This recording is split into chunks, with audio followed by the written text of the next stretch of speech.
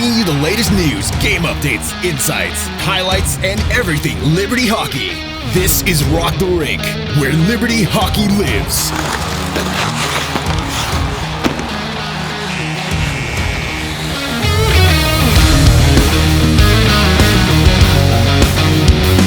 And welcome back to a new season of the Rock the Rink Podcast. Pat Strong, joined by Chris Kerr and also Justin Forth, here to kick off a new season.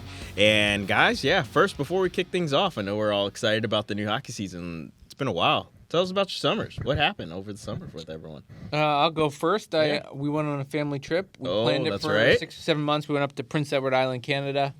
Awesome. We have 3 small kids, so I'll let people imagine the difficulties that we went through sometimes, but it was a really good trip. Got to see some family and a beautiful part of the country, so nice. Successful. Did you meet some of your family up there, or cousins and extended, or just friends? Not Prince Edward Island. We went back to Ontario. Okay. Saw some family, so got the heck out of there. So. Awesome. Any seafood while you were up there? The kids try it out? No. All right. Yeah. No, I know it's like, oh, you didn't try. I can't get behind it. Okay. So. All right. No. Okay. Yeah. For some reason. It's, when we went over to Finland, it was like fish was the only option every time. So I didn't know if that's kind of how it was. Yeah. Enjoyed a nice fish meatloaf right before we got into the sauna. That was something different. Yeah. Real different. Yeah. That sat real well. We'll talk about that in later episodes. For us, we welcomed our second child in May. So it was just a summer of survival with 2 kids and a toddler and a newborn. But all in all, we made it. We made it through. That's right. Thanks to the paternity leave there. Big shout out to Don D. Costa. Yeah, Liberty's been awesome as far as welcoming for families with a lot of the new policies and all that. So we're blessed. What about you, Pat? What'd you guys get into? Well, we moved into a new house. Crazy, yeah. Bigger house and a bigger yard, so my 4-year-old could run around outside, get some of that energy out. There you go. And then I also went on pat leave as well. That's right. That's nice. right. Yeah. Because pat on the pat. There we go. Daughter, as a lot of people know, earlier in the year, and they rolled it to where after they announce it, up to 6 months. And Crazy, I was like, oh, she's not there yet. Let's get it. Nice. So, I tried. So I was able to. I found out you can't do it if you have a 3-year-old. Yeah. a little harder. Try. I'm about to have a child in college. Does that help? Does that work out? Well, hey, before also we get started, obviously this podcast is brought to you by Liberty University and also brought to you by the Virginia Army National Guard. The next greatest generation is now, and it begins with you. Get a head start on your career in exciting fields like science, communications, engineering, and medicine, along with tuition assistance in the Virginia National Guard. To learn more about the Virginia Army National Guard, check out joinva.guard on Facebook and Instagram, or email us at nationalguard@liberty.edu. That's the National Guard at liberty.edu. All right, fellas. So, season kicking off. Bit of a new look team, which I'm sure we'll touch more about that, and Kurt can give us a little bit of the details of the new look guys as well. But we're kicking the season off way sooner than we have in the past. This Friday, we're going against the junior team in the Westchester Wolves. Liberty played them last season in an exhibition, won 4-0. But this time, it's going to be the big home opener. So let's talk a little about the thoughts of what we're looking to see out of a Liberty, a very seasoned group, but also a couple of new guys coming into the mix when it comes to this game. It's a good point, Pat, as I'm thinking about this year, it's like, last year we had so many new guys, 10, I believe. We still have 7 this year, 6-ish, depending on how you want to view. But last year, Connor we had Diem. more new guys than returners. Yes, So, that's the big difference this season. It's going to be interesting. All in all, like, every year, I'm extremely excited. Yeah. We were kind of talking about before we aired of just the compete level of some of these guys. I'm not saying other guys in the past didn't have it, but like they wear it on their sleeve, right? You could tell they want to grind, they want to work hard, they want to compete, they want to win, especially. So when I, in particular, think about this upcoming weekend, what I want to see is a fast start. I felt like last year things were just kind of a little bit slow. I don't know if anyone wanted to kind of step up and be like, okay, hey, like it's time to go. Here's our systems. Let's start to execute. Hey, here's what we're trying to do. Let's start to execute. So I kind of want to see that fast start in a way, and I'm hoping we get that from just the pent up from how last year ended into now. Of I know guys have been working really, really hard, so that's what I want to see, and I want to see that all kind of come together there in the first period. Yeah, I couldn't agree more. I've got on my notes too, play fast, detailed, and disciplined, right? So you want to be able to execute, but you want to be able to do it at a fast pace. And I think if you play fast and you work on your systems, and then also just kind of stay out of the box, this is a really good test of this team. The Westchester Wolves still haven't been made. I think they come in last year. They have maybe 10 to 12 extra guys on their roster trying out, and so they've all got something to prove. So you've got guys that are going to throw the body around. They're going to try to get under your skin, and what a great test to not retaliate and go after that. So, yeah, fast and disciplined I think will be key in this matchup. And more on that, we are such a fast team. Yep. When you look up and down, especially in our forward ranks, we have guys that can move. So if we aren't looking fast, that could kind of just be an example of we're not necessarily sure yet where to be on the ice playing with the guys that we're playing with, right? If I have to constantly be thinking through my systems, that's going to slow me down even if I'm an extremely fast skater. So to that pace, let's come out fast, let's come out hard there, and that'll kind of just be an indicator, so to speak, of where we're at, while at the same time, this is week 3. Right. So I don't want to have crazy high expectations, but still I want to see that effort as we come out this weekend. Yeah, and not the first time Liberty's played a junior team earlier in the season to start. It's been about 10 years since the last time they did it, back in September 17th of 2016, when they took on, I believe it was the Atlanta Junior Knights. So it's very interesting. They took on the Richmond Generals, and they won 4-1 there, and a couple other teams they've played in the past, the Atlanta Knights, the Hampton Whalers, and the Potomac Patriots. So, again, not the first time we've seen Liberty play a junior team to kind of be a part of their home opener, but a little bit of a different feel than we're used to seeing. For you two also, because you both helped out with the women's team in the years past, and I know they start the year always usually playing the Pride or HTI, so it's more of an exhibition. It's a game that doesn't count. How do you talk a little about, though, the mentality of trying to get the guys geared up for the game like this? Because even though this is kind of still that exhibition format and it doesn't officially affect your ACHA record, you still want to try to go out, compete, and come out with a win. Talk a little about, trying to still find a way to get these guys motivated and geared up for the first game. It's a great point, and I really just think it depends on the group and the culture that you have on the team at the time.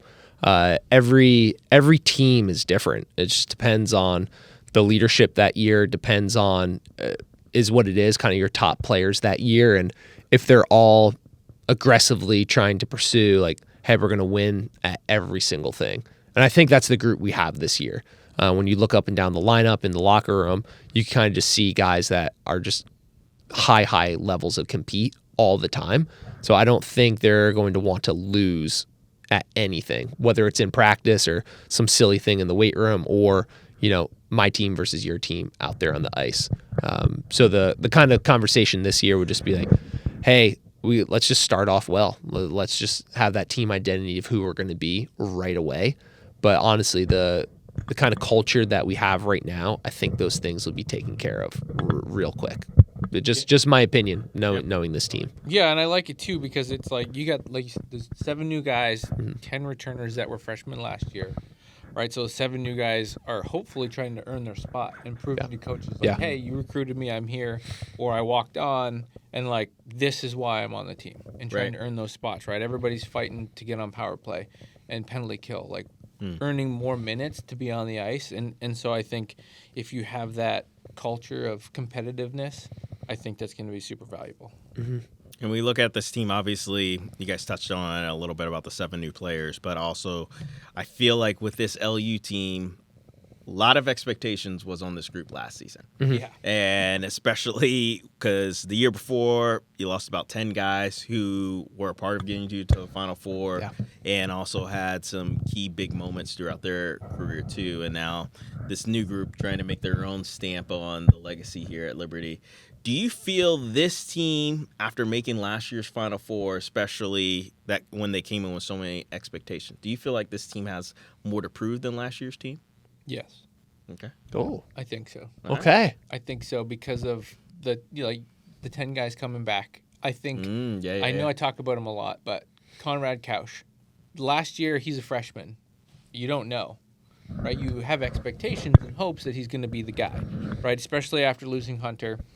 I think he's proved that he is and can be the best goalie in the league. Yes. Yep. Right? So the expectations are now higher. Like, yeah, you can play, but can you play in those big moments and keep it cool? So I think if seeing him mature and growing in that way, and then also players like 20, Finch. Yep. Right? So a guy like that for me, I've got him circled because I want to see more from him. Right? I think he needs changing his playing style a little bit because he's fast and he likes to be in the melee.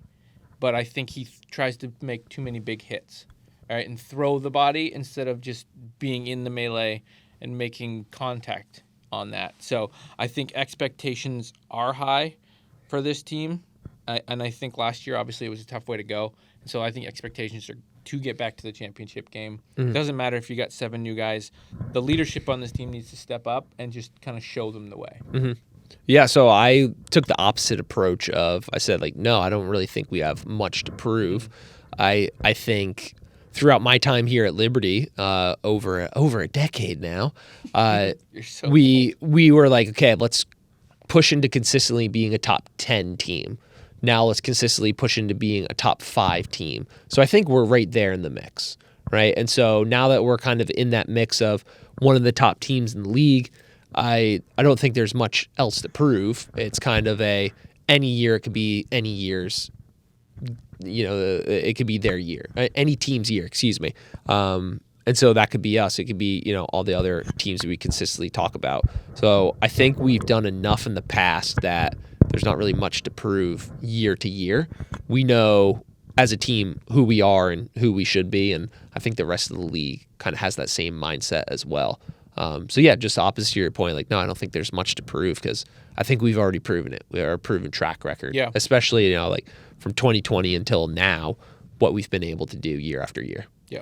I like it. Yeah. I would say, too, I don't know if they have more to prove, but you definitely want to keep the momentum of what you did last season keep it going. So trying absolutely. to find a way to get back to the Final Four and then hopefully be on there. And I believe, said it last year, I think you brought the group in now to do it. The recruiting class last year was a key part of that. So it's all seeing how they build from there. And I think right now, the way the schedule's built out, it's kind of good for them, at least for to start, right? You only got one game this week. Next week, you get your first true road game where you go to NC State, then they come here the next night, then another game 1 week of versus UNC, and then you play your first top 20 team in Delaware, and then the schedule kind of ramps up slowly after that. But new segment that Annie Corey brought to us. Hopefully she'll be back with us next week talking about bench or on the board. All right, and that's where we throw out a take or proposition for everyone, and we state whether it's on the bench or it's on the board with it. So I'm assuming on the board, that's good. Right? Okay. that's going to be my take on it, at least today. So I got 2 questions for both of y'all. Last season, Liberty won 24 games. This year, will Liberty win more than 24 games this year? Bench. You think they'll win less than 24 23 games, I got them circled for. Okay. The Mud Dogs will win 28. Is that what you think it's going to be? Yeah, ain't no guess. That's what it's going to be. So are we playing the same amount of games this year, Pat? I did not. I believe. I did not so, count yes. them. I believe so. We're playing the same amount. So I'm saying we will win more for various reasons, but especially when we look at some of the losses we took last year, especially starting spring semester. Let's remember that a chunk of our team was playing over in Italy, right? So now we're not going to be losing those guys and, throwing things off a little bit. And then, we can talk about it today or another day. The wild card of going on a missions trip this year is going to bring the team together like crazy, not only in this fall leading into it, right, but all the positive, we're just going to call it spiritual energy of the Holy Spirit coming through leading us into the spring. I really think that element, from seeing what I've seen so far from the team, that united around Christ focus is really, really going to go a long way.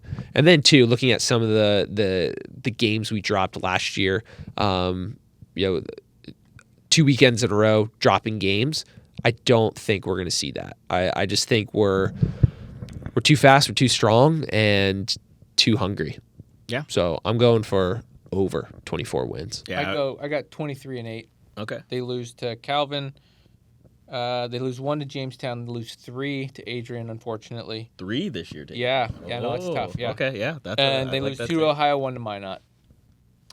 You know, those aren't bad. If you're going to lose some game, and I think every team you just named for it was in the top 10 last year, so that's pretty good schedule to lose to. And also, too, I think a good part of those losses, too, or you're bringing up, are going to be on the road. So, okay, I see your logic in what you're saying. I think I'm with Chris Kerr. I think they're going to be on the board. I think they're going to get 25 wins this year. I think they're going to rectify the Calvin loss from last season. Yeah. So? And then we'll see where the other one comes through. But yes, okay. But I like what you're saying there too, and how you point them out as well. All right. Second question I do have: Liberty's made the Final Four 3 of the last 5 years. Is this, and four all time in their history as a program? Is this the first time we're going to see them now go to back-to-back Final Fours? I'm going to go first because I don't want to be I'm going to say yes. I think this is the year we're going to see them finally go to back-to-back Final Fours. They have a chance to potentially make their first championship game this season too, because like we talked about at the end of last year, they're right in that mix. Kind of, you look at historically how the other champions have been, the adversity they've had to battle through. Liberty's in that mix now of, I think, the same things going through them. They're a healthy team going to nationals, and with all the things they have going on potentially this year, I think for sure they can make it back to the Final Four, and then we'll see what happens after that. Yeah, I think they do. I think they make it to the championship game because, as I stated earlier, they have something to prove. Okay. Oh, there you go. All right. I will say yes as well, for the main reasons of I just get a different insight, right? And so when I spend multiple, and like Pat, you're right there, lock and step with me. When I spend multiple days with them in a nationals championship hotel type of setting, you just kind of figure out really like who's who, so to speak. And again, with the returners that we have, knowing who they are really, really goes a long way towards winning. Like there's people that just know how to win. And I think we have a lot of those on this team. And it's not like we need to replicate the magic or whatever. Just show up and work hard, and then it'll all come towards you. Now, I'll say too, not to extend this segment even longer, everything that we're discussing needs an asterisk, because obviously this year is the first time ever, correct me if I'm wrong, Fourth, where the CHL is going to be injected into American college hockey. It is. And so I don't know if there are going to be trickle-down effects this year or next year or the year next. All of our northern teams that are closer to Canada, I don't know if they've been scouting OHL, WHL games, and they're gonna be bringing those guys in. Also with NIL, being a really popular thing now. I personally have not gone on to every team's rosters and seen where they're playing their junior hockey, but I think there are going to be this year, next year, and the year following some crazy either dark horse teams that begin to emerge, or perennial powerhouses that just keep leveling up as the CHL just starts to come in. So based off of what I know of teams from last year and rumblings and talks so far, I feel confident with everything I've stated, but we just don't know what, all right, some millionaire in Montana was like, hey, I want to pour a bunch of money into this hockey program, and now they have 6 WHL guys. Like you just never know. So that is what will be interesting to kind of find out and sort out this year. Yeah, I like that. That's a good take, too. And well, I guess we'll see how it all shakes out as the team hits the ice for the first time of the new season this Friday at 7 p.m. Make sure to come to LIC or tune in on ESPN+. As we just talked about one team trying to win their first, another team is now going into the season after winning their 7th. We're talking about the Lady Flames So many. looking to potentially go back-to-back. Just mentioned it again, winning their 7th national title, 6th in the last 8 years, which is kind of crazy. Yeah. Only 2 years they were not able to win, and that was because one of them, there was no national championship because of COVID, so which is even wilder. I would say Liberty had the best team. Yes, they were number 1 heading into the national tournament. So who were the coaches of that team? Just kidding. So let's and they will open their season as well this year versus the Washington Pride. So first, let's talk a little about the opener, guys. What we're expecting from the ladies after beating the Pride last season 6-0. Usually they play the Pride in back-to-back games, but this year, like last, they're only going to play them for one game. Well, one and done. I tried to get a little soundbite for us on the pod, working out the women this morning. Right. Yeah. I went up to freshman coming in, Chloe Moses, who played, I think, for Honey Baked. So sorry, Chloe, if I got that one wrong. And I was like, hey, playing the Pride, have you ever played them? Like, oh, yeah, we have. I was like, who's a girl you just, like, you might just, slash. Give me an idea. She's like, oh, no one. I was like, oh, come on. No. Yeah, I was looking for some drama to stir up there. But with this returning group that they have, we're going to call it 4 new girls, 2 of which are transfers. I'm just expecting how mid-season form are we going to look? Are the coaches implementing some new systems or anything like that? But I'm expecting a very, very polished look, and I'm hoping for that anyway.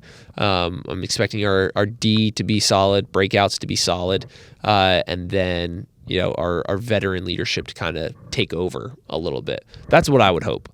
With only like true one new skater to the ACHA in Chloe there. I think it should go pretty well. Yeah, obviously, Emma McDonald, not a skater. Yes. Goaltender. Yeah. New to the league. But I agree. I think Coach Lowe's has done a good job. Everybody that's returning from last years previous, like, they know the standard. Right. They know the systems. They're not going to change anything up. If it ain't broke, don't fix it. Yes, you can tweak different things, and they might do that, especially maybe power play looks. But, like, it's a well-oiled machine. Yeah. And I think the transfers of Allison Shaw and Pedamshand, Izzo, I think she goes by. Yeah. Izzo. Yeah, I was going to help you out there, yeah. She is. Izzo, those are 2 girls that are established leaders on their respective teams in this league.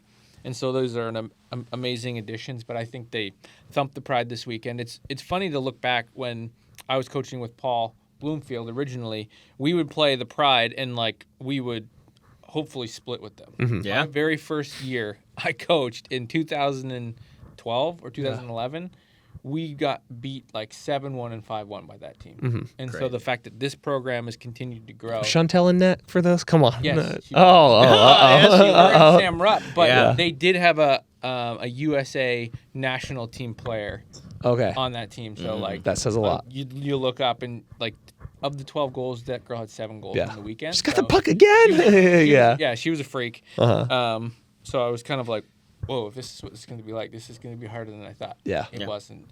But, I think they handled this weekend nicely. Yeah, and to your point, too, I'd love to see, like, how are Allison and Izzo going to be plugged into special teams, if at all. Like, they're coming onto a squad that, for all intent and purposes, like, you're returning all your forwards for the most part, a large majority of your D-core. It's just a very deep, talented team, so how are the coaches playing chess, or what are the lines going to be look like, the D pairing is going to look like? Are they trying to figure some things out? But yeah, it's going to be fun nonetheless. I think Shaw slides right into Maddie Glynn's spot on the point on power play 1. I think that's an easy one. Izzo, for me, you could argue like where you could find her power play or PK minutes, but I think she sees the game well. But yeah, Shaw, just absolute stud. Like, put her plug and play as far as that goes, with maybe a little bit more offensive upside. So I was asking during their practice today, Emma McDonald, it's like, who's got the hardest shot, and she brought up Allison Shaw, and then I was like, this will be an easy one. Who moves the puck just so well, like left, right, going east and west? And she said Izzo. Like, oh, all right. And then Haley battles after. But really cool to see those girls like getting recognized by our new goalie coming in. All right, yeah. And I know, Kerr, going back first to a point Fourth made, talking about the Pride, it was funny. In Chris Lowe's first year coaching that team, he lost both games to the Pride. Surprisingly, so they swept us here at home, so that was pretty tough too. And then now, obviously, Liberty, the players have elevated and been able to take that series. But also, too, Kerr, you were pretty excited about this team because you said it in week 1. You were excited because you said they look in midseason form already. I'm so excited. So that it just shows a little bit too, like about how the girls are kind of already dialed and ready to go, which is what you want to see. And not only the 2 newcomers that are true freshmen, but then your 2 transfers that you both have touched on, they've kind of plugged in right away too, and look like they've been a part of the team for years. So that's great to see as well. When we talk about now Liberty's schedule, starting a little earlier than they did last season. You're going to play the Pride, then I believe they have 2 weekends off, then they're going to play that Purcell Hockey Academy, and then they get right into it right away. I believe they're going to play Utah. Then they play Rhode Island, then Lindenwood at home. Then they go to Adrian. Last year, basically after they played Purcell Hockey Academy, they had a month off and then went to the defending champs. Little different story. Yeah, that was their first game was at Adrian. So it's so crazy. Right? Yeah. So it's kind of crazy to see the change in the schedule. But now, even talking about that now, when you look at this schedule that Liberty has, how you feel, I'm sure they have the expectation of repeat and they have that big target on their back. But let's hear it from you guys. Like, what do you feel about that expectation and their chances of repeating? Oh, I think hands down they're the best team coming into the league this year. They obviously lost some key components, but you have Keith and net. Obviously, you take the best defenseman in the league, and you get her on your team. You take a top 6 forward in the league, and she's on your team.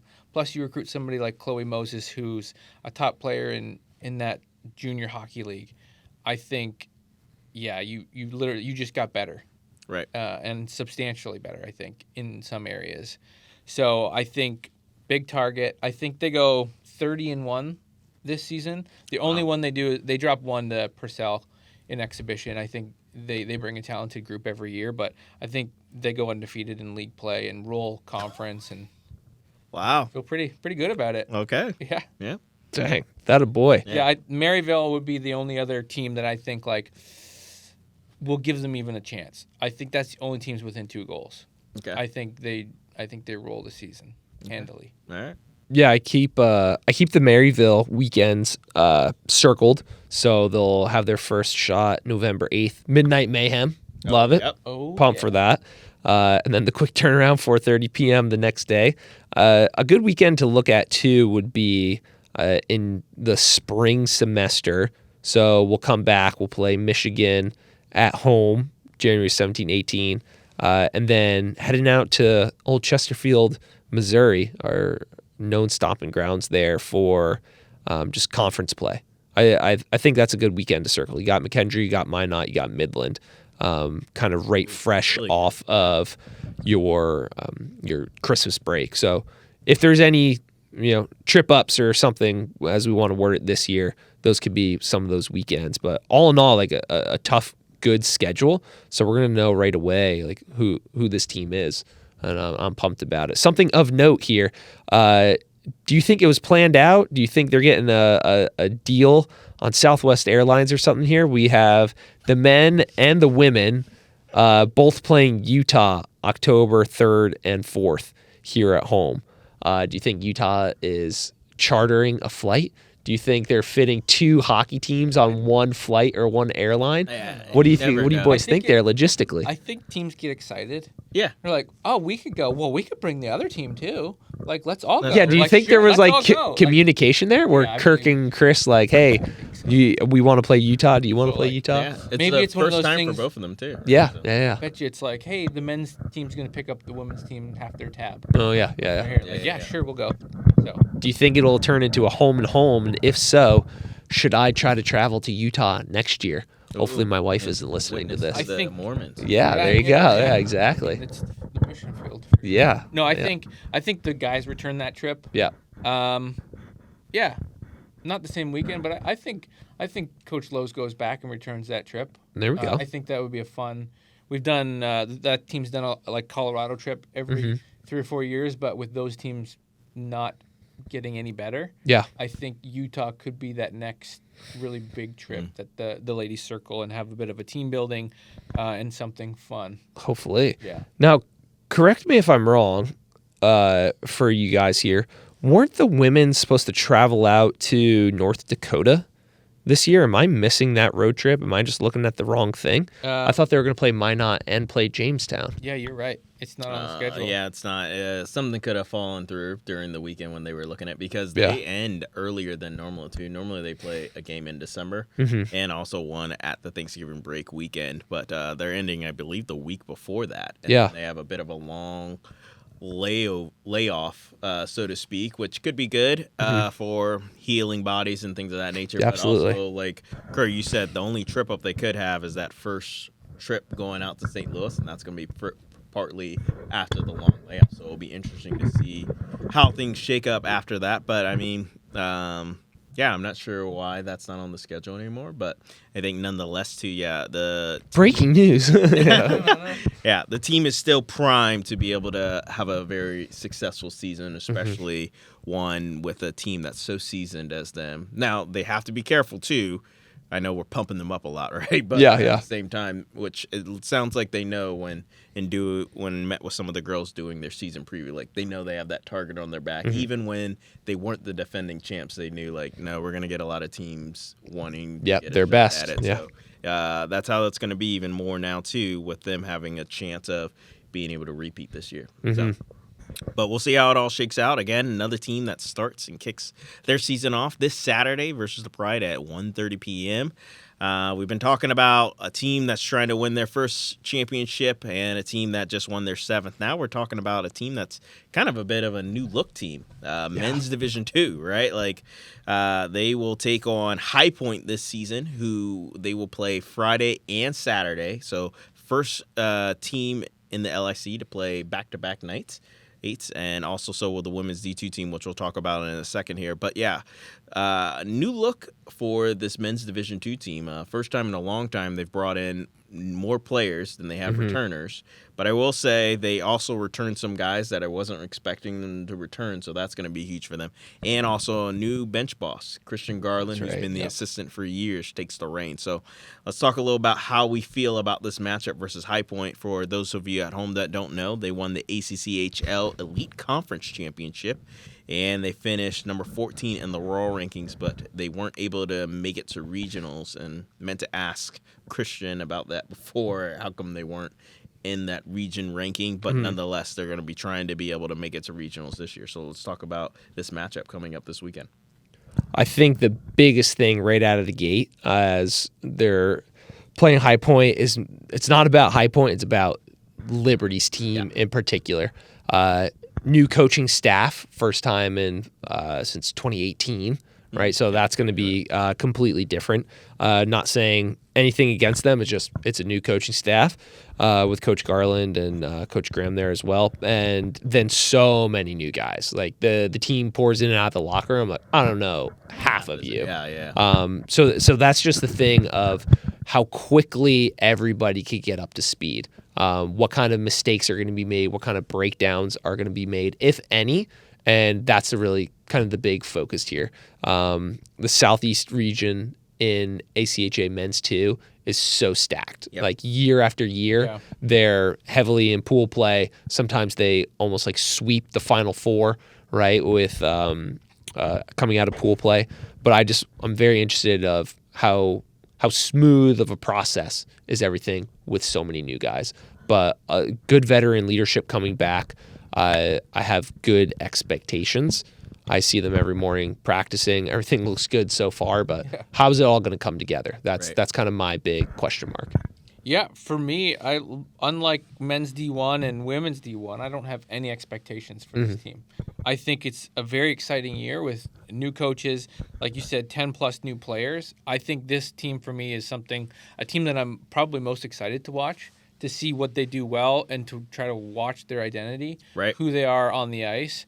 So for me, this is kind of like, hey, grab your popcorn type team. And, like, Yeah. I'm just going to watch. And, like, if they, like, and with the whole thing about regionals, like, we'll see how this schedule works in their favor compared to years previous when Coach Hughes would obviously stack a lot of difficult games and they'd play a really tough season to get the auto bid. Yeah. I think that's kind of what they played for in the past. Yeah. Where this year it's kind of like, do we need that difficult of a schedule? Can we afford to have more weekends off moving forward? Yeah. Just to be rested and obviously play, be the best team at regionals to guarantee your spot the best you can. So all that to say, Just I'm really great points. I'm really excited Very to different watch year.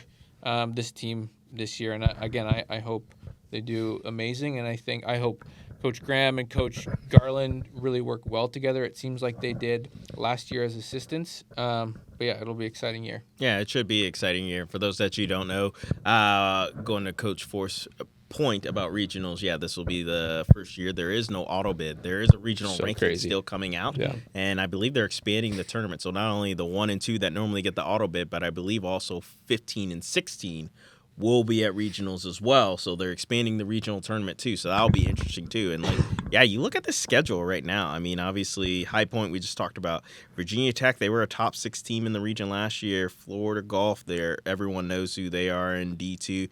Tampa, who's been consistently a very strong team at the D3 ranks, now being at D2. Northeastern, great in the Northeast region consistently. Lindenwood, the defending champs. Again, another Virginia Tech matchup. Miami, you're going to play Montana State, the national runner-up. So a lot of good teams on the schedule. This is a right crazy now schedule.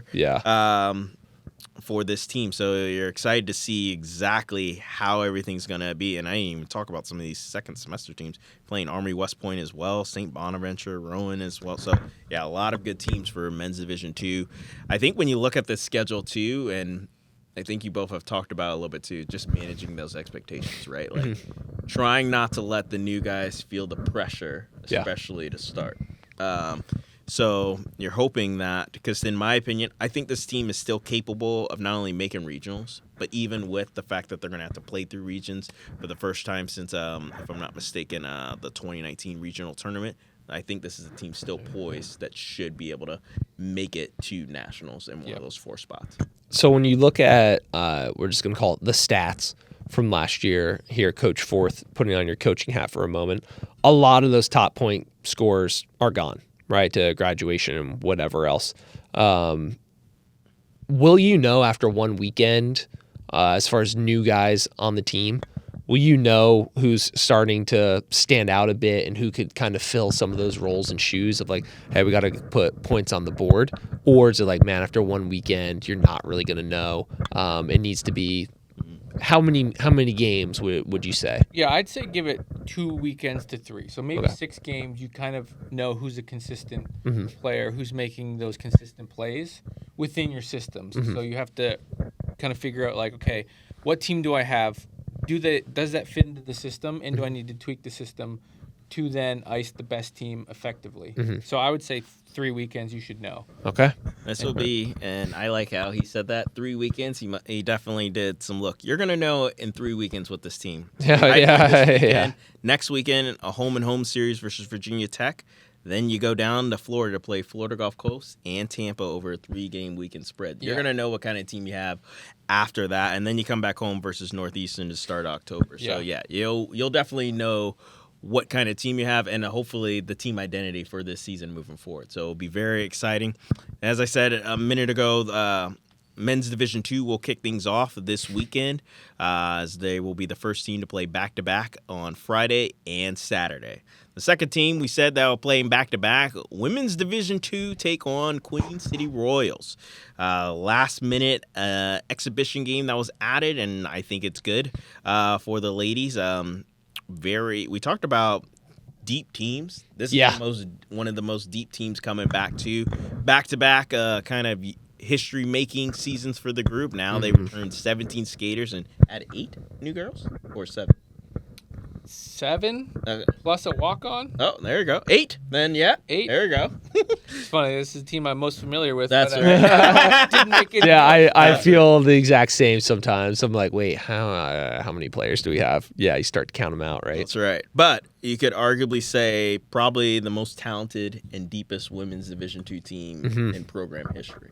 Yeah, I mean, I know there was a year, maybe 2018 or 19, they were pretty talented. And obviously, unfortunately, they weren't able to go and showcase that at Nationals due to COVID.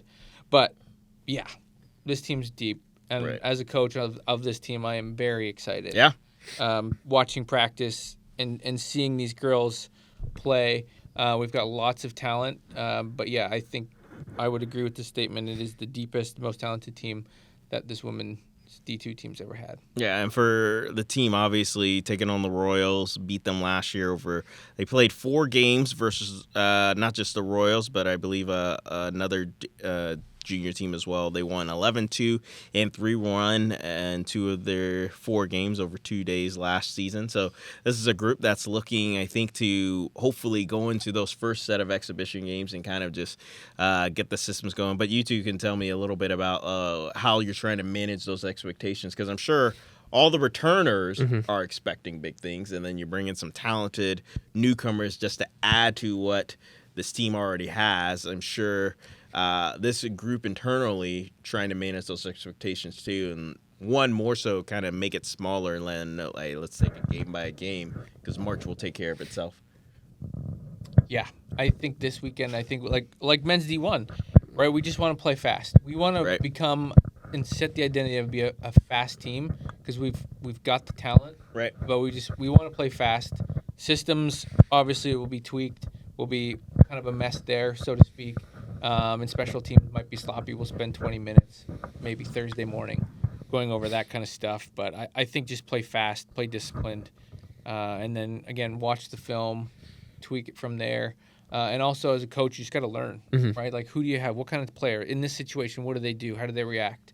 So I'm excited to get the year going. Has there been a feel and shift, so to speak, from we're hoping to and now we're expecting to, if that makes sense? Like, hopefully we could do this, this, and this, and now it's like, all right, we expect to do this, this, this. Are you feeling any sort of shift like that during practices in the locker room? Yeah, I think it's kind of a weird thing, because from maybe the year before where they made nationals and they weren't expected to. And then this past year we had a pretty good year and we were kind of expected to make nationals because we were number 1 all year. But after that, it's pretty big. It's a pretty big jump. Yeah. So as far as we hope to get out of pool play, is that the expectation? As a coach, and I'm optimistic, I would say yes. Yeah. I think we're very talented, and I think we've got the right girls in the right locker room. I think the expectation is to get out of pool play. But after that, it's kind of like, hopefully we're dialed, and hopefully everybody's on point to then get to that next level. From pool play to a semifinal, from a semifinal to a championship game, that's just huge jumps. That's just not something that this team or like we've been familiar with. But yeah, the expectations are high. Good. But yeah, it's very exciting. Awesome. Yeah, no, I'm excited. I get to see your team for the final 20-30 minutes of their workouts every Tuesday, Thursday. You got some hard workers and some obvious athletes that are going to be coming out on the ice. Yeah, I'm expecting some big things, I think, too. But here, I'm going to put you both on the spot now. Perfect. Talking about women's D2. Obviously, we've talked about how deep this team is. We've talked about the history of how they've had 2 really good seasons, not just making back-to-back seasons in nationals. Last year, especially, most wins they've ever had in this season, and then also being number 1 in the Southeast all season long. What is it that we need to see from the Lady Flames this season now to make their first Final Four appearance? I'm going to say during the regular season, you need one girl that's going to break out and be the girl. So it was Brooklyn Vortman for the first part of the year last year. And I think you need that again, because I think that just elevates people, right? That player makes everybody better. So it's kind of like we need that. We need that one girl to sort of break out. In my mind, I think that's helpful and beneficial for every team, especially at women's too. It's funny because as a coach, I'm like, defensively we need to be sound. Offensively we need to be dialed. Neutral zone's got to be good. Power play's got to be buzzing. Yeah. PK, it's got to be 95%. That's so right. I mean, I think everybody getting on the same page, and I think just loving on each other and being Christ-centered in the locker room is where it's going to start for us, because that's most important. And I Right. think the on-ice thing will take care of itself if everybody's on the same page. Yeah. So again, very excited. Okay. I'm going to say the biggest thing, I think, if you can keep this team intact that you have right now, and it's the same team you have going into the national championship tournament in March, they will make it to the Final Four. I think because I like that. I think talent-wise, I said it at the end of need last it. season, That's and what I I believe need. it's still this year. Like, just watching them a little bit already start this season, another team, they look, I mean, all the teams look, I'm sure they all have expectations and goals, especially after all of them having really good seasons and making nationals last year too. But I think for each team, as your team case, because you return a good chunk of one of the teams that return most of the returners, I think conference and the Final Four are definitely in their sights, especially with basically when you talk about the talent you return basically the same talent, and I think they're all going to get better. And then you brought in some really talented newcomers as well this year. So very excited to see what this women's Division II team does this season. Me too. One thing that will be interesting too, they're going to be road warriors this year. Yeah. You seen that schedule? That's right. On the road for most of the season, I believe at home 7 times. Yeah, we got 1 this semester. So Oh, 2, 3, including this weekend. that's right. Yeah. So if you want to watch the Lady Flames, please come out to the LIC at home this weekend. As they said, they take on the Queen City Royals. But yeah, guys, hockey season's upon us. So Yep. very Pumped. exciting time of the year, as 4 teams will be in action this weekend. But yeah, any final thoughts? I have a quick question here, Coach Forth. Mm-hmm. September 12th, you play Tampa, Yep. and then you drive up to South Carolina, and then you play South Carolina, and then you come back. Yep. All right. Yeah, it's Can't wait to hear how that one goes. yeah. So it's kind of like the bonding trip. Yeah. I think there's going to be a beach day in there on Saturday. Awesome. So Florida sun. You need to go stand up paddleboarding on the Weeki-Waki River. We'll talk about it. Yeah, It's incredible. because I want to be in the water in Florida. Yeah, I didn't see any snakes or alligators I saw one snake the whole time. No thing. Yeah. Yeah, I'm good. Well, that's going to do it for us here for this week's Rock the Rink podcast. Thank you for tuning in.